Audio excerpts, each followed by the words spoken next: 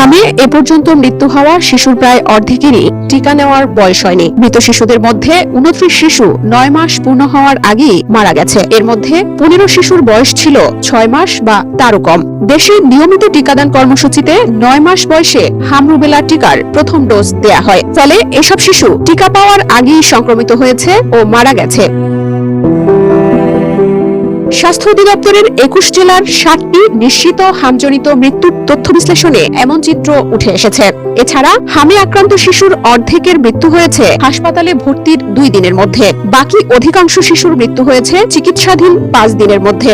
স্বাস্থ্য অধিদপ্তরের তথ্য অনুযায়ী হাসপাতালে ভর্তির দিনে মারা গেছে 6 শিশু। ভর্তির 2 দিনের মধ্যে মারা গেছে আরো 24 শিশু। 5 দিনের মধ্যে মৃত্যু হয়েছে 30 শিশুর। সবচেয়ে কম বয়সী শিশুটির বয়স ছিল 3 মাস এবং সবচেয়ে বেশি বয়সী শিশু ছিল 9 বছরের।